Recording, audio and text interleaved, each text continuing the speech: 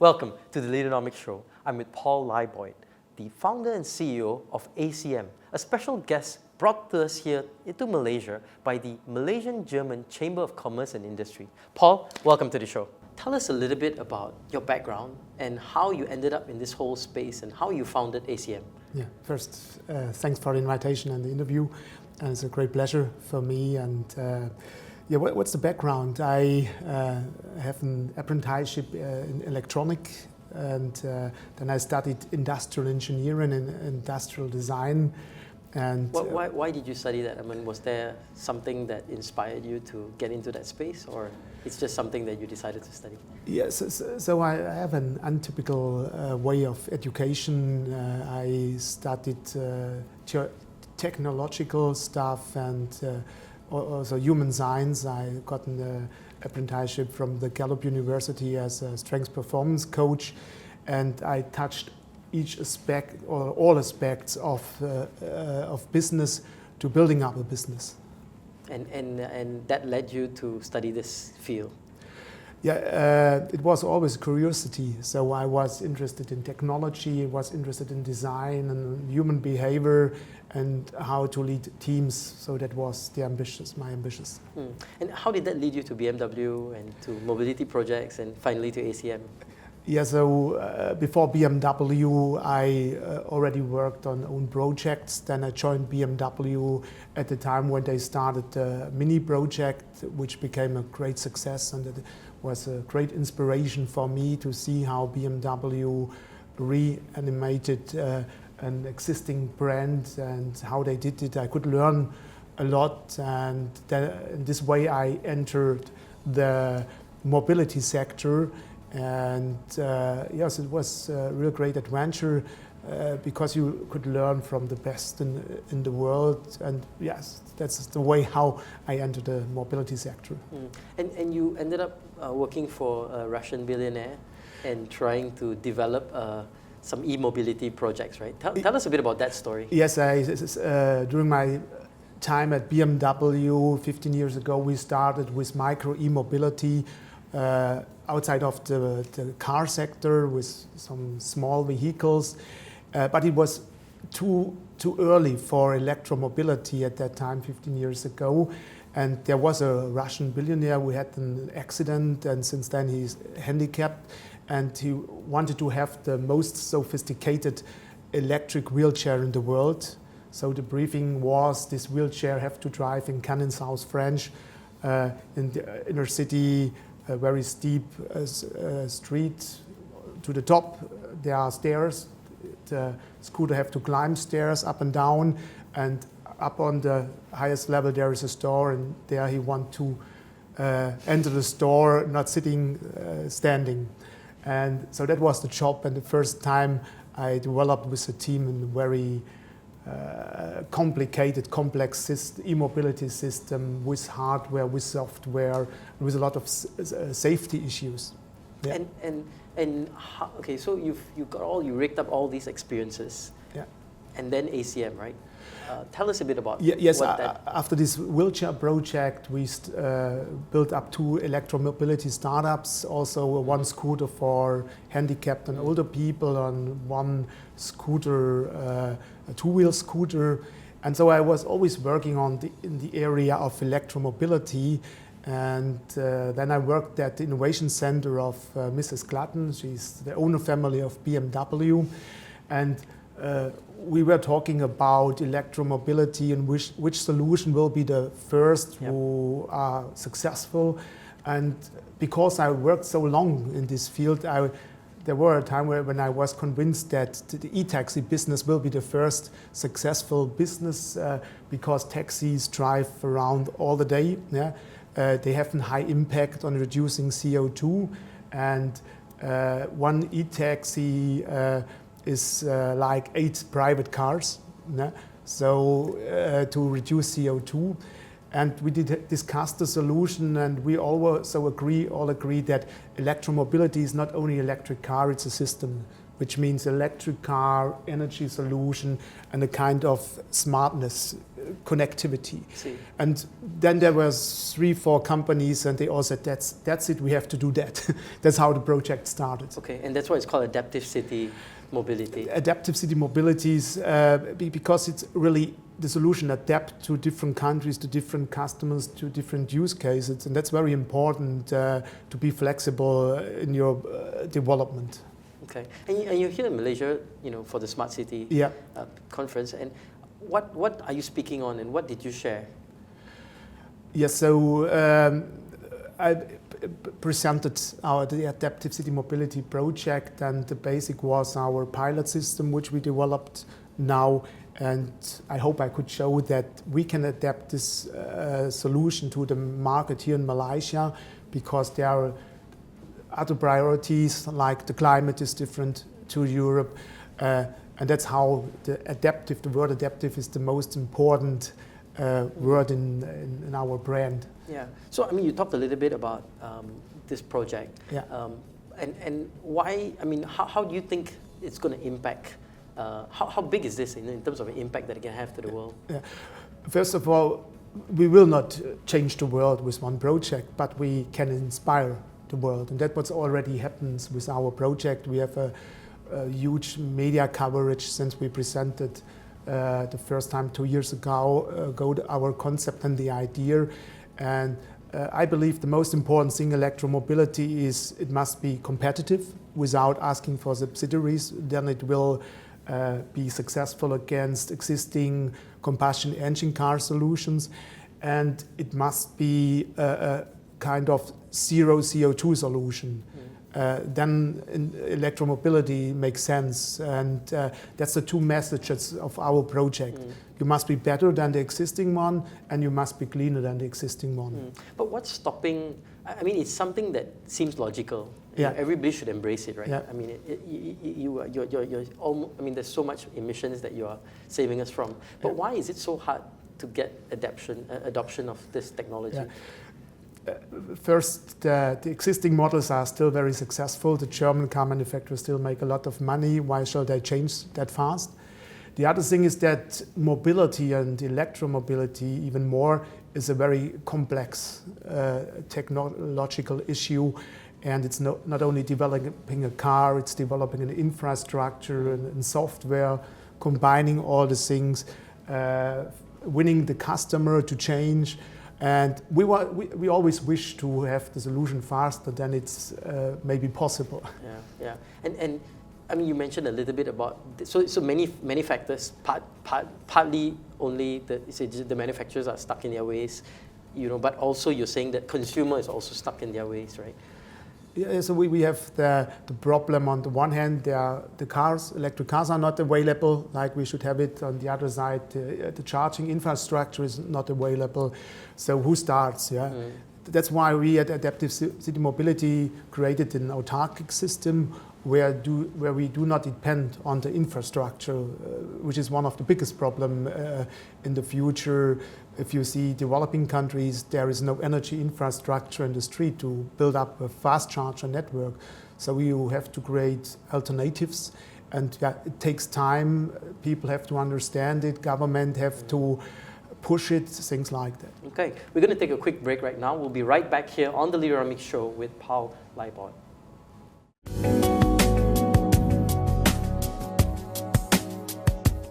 Welcome back to the Leaderonomics show. I'm with Paul Leibold. Paul, it's been a good conversation. You've been talking a lot about e-mobility and its importance. Tell us a little bit more about this space and why it's so critical for all of us in the world to start to embrace it in a big way. Yeah, so we have worldwide big problems. We have to solve private-owned combustion engine cars in the inner city cause huge problems on behalf of the health, of the environment, of quality of life. And as we could hear in the media this week that more than 9 million people die because of environmental pollution. We can't accept this, and we can't give over a world, a climate and cities like we have today to our children. So we all have to change, and therefore we need a general solution. And you talked a lot about your company, ACM, and how it's trying to play a role in this space. Yeah. What should others, what should we be doing in terms of playing a role in enabling this technology to thrive, and also in terms of enabling us to make this world a better place?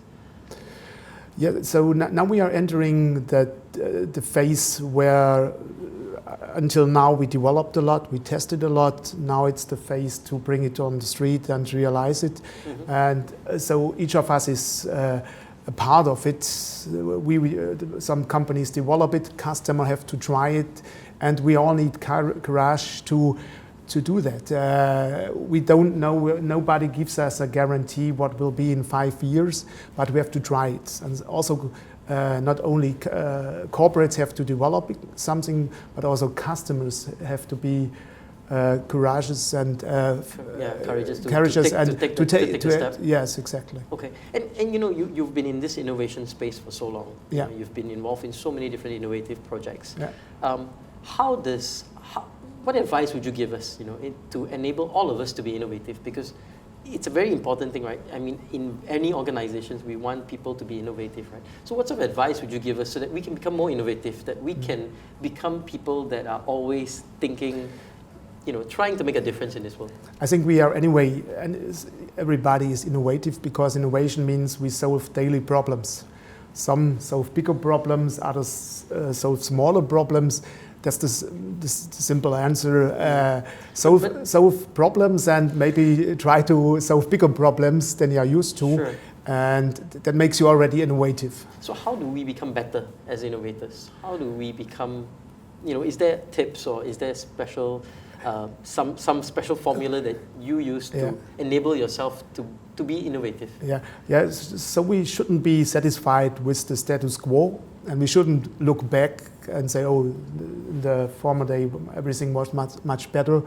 We have to concentrate really on the big problems we have, and we have worldwide big problems with pollution beside other problems. And so I want to inspire others to look ahead and search for big problems to solve, and all of us have to participate in making this happen. Yeah, exactly. Yeah, so the Malaysian-German Chamber of Commerce brought together this whole thing about smart cities. Talk us through smart cities and why that is important for us at this point in time to really start thinking about smart cities and really investing money, time and effort to make these things happen. Yeah, so the best example was today the event where many people came too late because of traffic jam.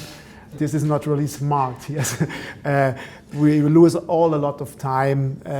We drive and through polluted air. We come too late home. Our children wait for us. So it's an endless chain. And smart really means to create an environment and living in a city which makes us feel good. And I think we more and more lose this because there are too many people, too many cars in the vehicle and the city, and we handle or we live with existing solutions which are not anymore good. So we have to change and find smarter solutions for mobility and all the things we need in the city. Okay. Do you think leadership plays a critical role in terms of driving change, in terms of driving innovation, in terms of shaping the future? What's your thought on that? Of course, like in each area of life, you need some people who make the first step, who lead the changes, and who inspire the others to follow them. And if a critical mass of leaders do these steps, we will inspire the others, and then the mass will accept and adapt to the new solutions. And what is ACM, what's your organization doing in terms of trying to influence these leaders to continue to push and drive this change? So first of all, we are a new kind of cooperation. We are a public funded project supported by the Federal Ministry of Economic Affairs and Energy from Germany, and they realized that we have really complex problems to solve. So the solution is also complex, and that means not single companies or person can solve the new problems. It's much more a cooperation of of companies and institutes from different themes. You have to bring them together. You have to discuss the problems, and you need many different experts to solve a problem. And that's a new kind of social behavior and cooperation you need to solve the problem of the future. Okay. We're going to be right back with our third and final segment in a little bit here on the Leaderonomics Show.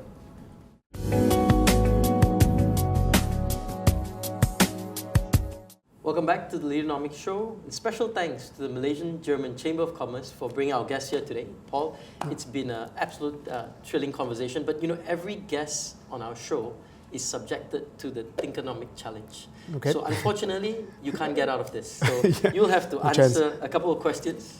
On the spot, I'm going to just randomly pick a couple of questions, and what we're going to do is we're going to do a little bit of a timer, so you're going to answer as fast as you can these random questions, right? Okay, first one, which dead person would you most want to meet? Steve Jobs. Steve Jobs, okay, very good.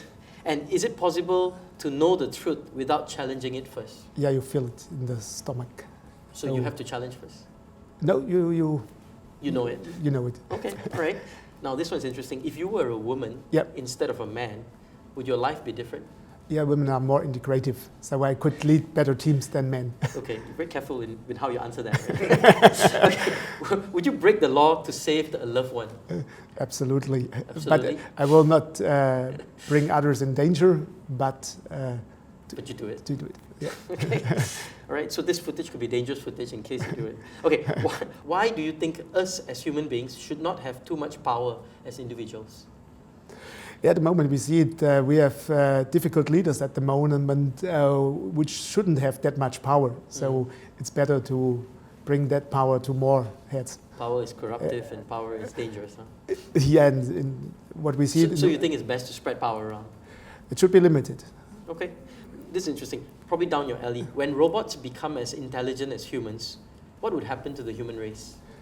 I don't think they will become that intelligent. They will have no soul, so we can be rest assured that nothing will happen. There won't be a Terminator. Right? Yeah. Okay, last one. If you won $50 million in a lottery today, how much would you give away to charitable causes? Yeah, I would create a fund out of this to even collect more money to solve the most important problem. Would be a great opportunity to. So all that 50 million will go to immobility causes, right? There are more important issues to solve. Poor people, children who have hunger, things like that. Who are hungry. And you know, speaking about giving, you know, and charitable, I'd like to ask you to give a little bit, and I'd like you to give some advice. So if a young person just graduated out of university and they just came out into the world and said, I want to change the world, I want to be like Paul, I want to make a difference, you know, what sort of advice would you impart to this young soul? Yeah, so don't look at others, find out your own talents and strengths and try things. Yeah? Just don't search for the straight way, make some moves. And find the crooked ways. Yeah, be curious. Be curious. Yeah. And you know, why did this advice come from? I mean, is there some things that you experienced in your life that enabled you to reflect and say, this is how I learned? Yeah, so I learned we have to find a red line very soon in our life, and we always have to follow this red line. I believe it's more a puzzle, a big picture with many small parts, and you have to collect all these parts and build your own picture, and then the picture is bigger, and you learn more about life, and you reach other points than just following one path. Excellent. You know, if you know, a little bit more advice. I mean, if you had to advise a group of CEOs, say you were meeting a group of 300-400 CEOs, and you were given the floor to give them advice, to sort of impart your wisdom to them, right? What sort of nuggets of wisdom would you impart to them? Yeah. So, from my point of view, business is not about features; it's about impact, and many of them should change to think more about the impact they have than the features they create for the exchange, for the bursary. I mean, you make a good point. I mean, it's about impact, not profits, you know, to some extent, right? But how do we change that thinking in leaders? Because we are so measured by profitability, you know, there's this quarterly earnings, and you know, there's a whole rush for CEOs to be short term rather than long term. How do we change that? I think a positive impact will end in profit. So first think about the positive impact you create, and then you create the profit out of this. But not only think on features and control a company only with features. I want to ask you one or two personal questions. Yeah. I mean, what keeps you motivated? I mean, what keeps you driving, you know, in terms of, I want to make a difference, I want to change the e-mobility space. I mean, what drives you?